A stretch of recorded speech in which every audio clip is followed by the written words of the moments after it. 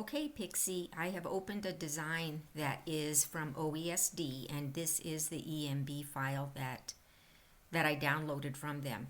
So let's just say, for example, to answer your question about how to change a color in part of what would be called a color stop, I'm going to first of all select on the sequence bar the colors, and you're going to see here that, let's say I'm going to change the color of these two leaves and these two leaves. All right, so if I look at them in colors, I'm going to see them as big blocks like this of all the objects that are that particular color stitching during that particular color stop. If I select the object sequence, I'm going to see all of the little pieces that those parts are composed of.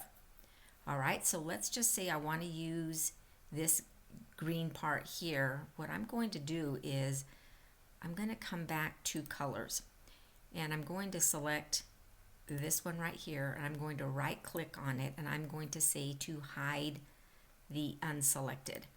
So now all that is showing is this right here.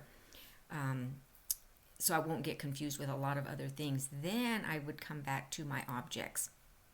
And at this point in time, what I would do is probably just drag a box around here with my mouse, and I would come and I would change the color. Now there's not many colors listed in here right now because of the way that this design file happened to be saved. So I'm just going to add a couple of colors. It doesn't really matter what color this ends up being because it's still selected. I'm going to go ahead and hit this pink, and the color is now changed. Okay, so that's how simple it is to change colors when you have a true EMB file and they are objects. Now I'm going to go back and I'm going to open that same design file. Let's see, actually I'm hoping that I have this. I didn't check before I made the video. I'm going to see if I saved it as a GIF. No, I didn't. I'm going to have to find a different example. Should have checked that out earlier. Maybe there's some GIFs here. I'll just pick one and see if it's got several colors. Yeah, this one will work. Okay, so it's just a GIF file, which means it's stitches, not objects. There's a couple of different ways that we can deal with them. One of the ways that I used to do this a lot, and I still sometimes do, is, again, you can come back over into this sequence bar and you can do a couple of different things. So let's say we're going to deal with, let's say we want this green thing. Okay, I'm going to select it again. I'm going to right click on it. I'm going to hide everything else that's not selected. Now what I'm going to do is I am going to duplicate this. So that's just a Control D on the screen. It pops up on the bottom of the sequence bar. And this time what I'm going to do is I'm going to hide this one, hide that selected object. So now all that's really showing is that original green one.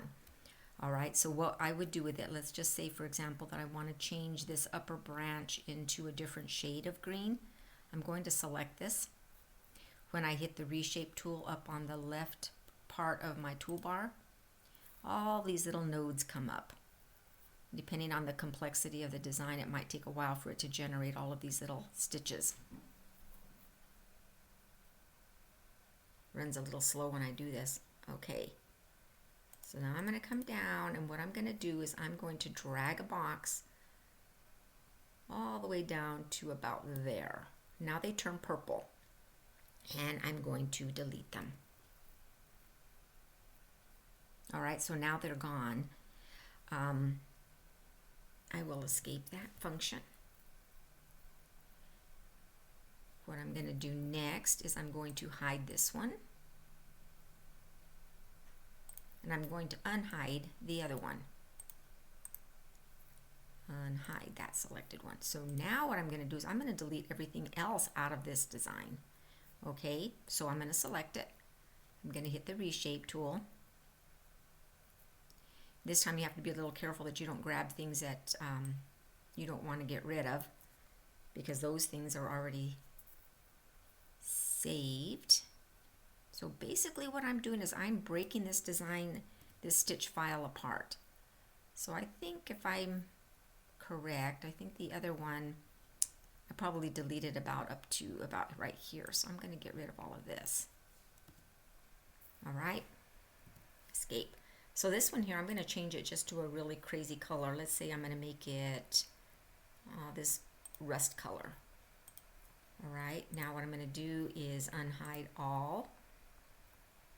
And now you'll see that in my design, I have changed the color of that part of that design, even though it was still part of that original color stop. At that point in time, I probably would want to go ahead and grab this and move it up, you know, so that it's at least stitching somewhere at the same time as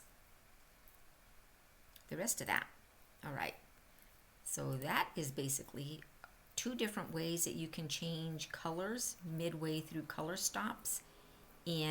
First of all, this one was an EMB design, native format for Hatch and the later versions of Digitizer MBX.